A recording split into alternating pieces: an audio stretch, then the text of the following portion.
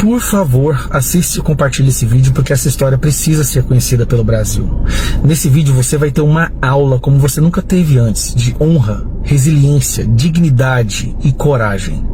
Mas para você, antes de eu passar o vídeo, deixa eu fazer um contexto. Imagine que durante 6 meses você ficou preso.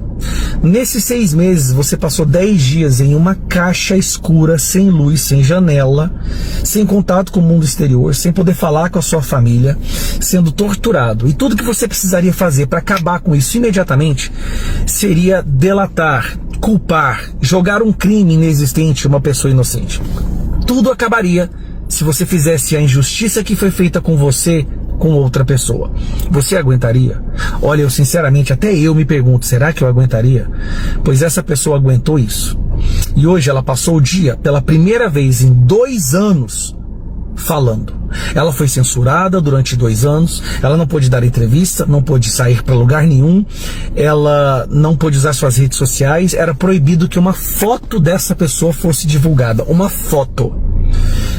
Hoje foi a primeira vez que ela falou, que ela pôde ser ouvida. Então eu te peço, por esses 2 anos, por esse sofrimento dessa pessoa, compartilhe esse vídeo. Assiste agora. Concedesse o consentimento para... E por que você não delatou? Porque não havia o que delatar. Não havia o que delatar. Primeiro, não havia o que delatar porque eu não tomei contato com esses fatos. Eu não conhecia, para mim são totalmente estranhos ao meu conhecimento, reuniões, discussões.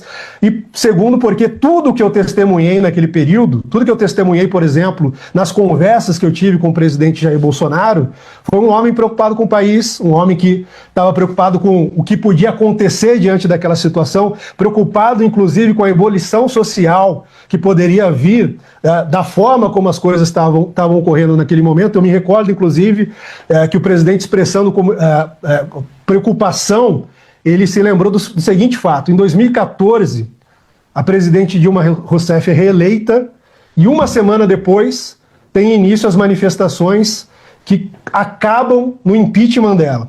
Uma semana depois, o sul,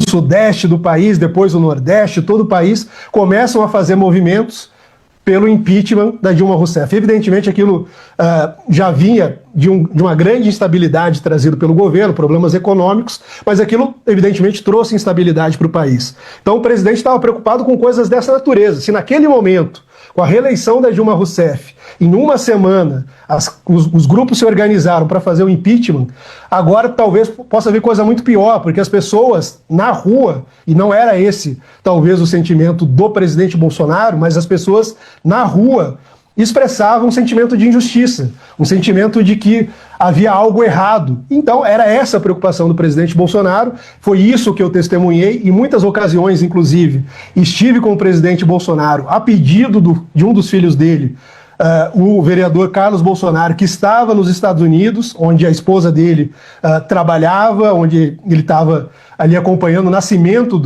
da filha dele, e ele me pedia, poxa, vai ver como está meu pai não está bem, está com problemas de saúde. Quando eu ia conversar com o presidente, tudo que eu via era um homem preocupado com o Brasil. Então, jamais eu me dignaria a falar mentiras contra um homem que eu jamais vi fazer coisa errada, que teve a vida toda revirada, processo após processo tem sido engavetado, tem sido arquivado porque não encontram nada.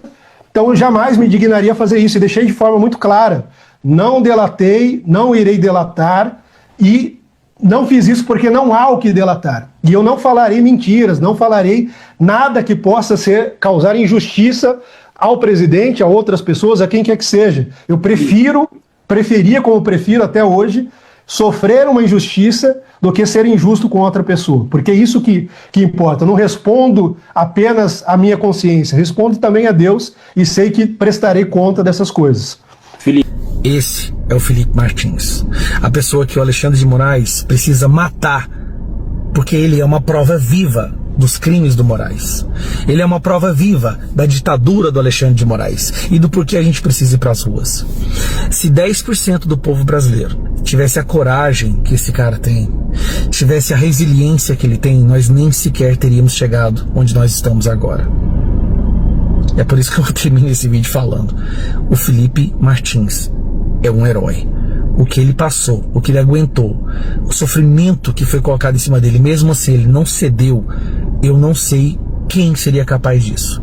Mauro Cid não aguentou nem 3 meses. Mauro Cid não aguentou 10% do que foi feito em cima do Felipe Martins. E Mauro Cid saiu culpando e delatando e inventando crime para todo lado. Felipe Martins não. Ele estava disposto a passar o resto da vida preso. E pode. Pode, porque ele provavelmente será condenado a 50 anos de prisão. Mas ele prefere ficar preso por 50 anos e morrer na cadeia do que cometer uma injustiça com outra pessoa. Que aula. Felipe Martins, pessoal. 2 anos em silêncio.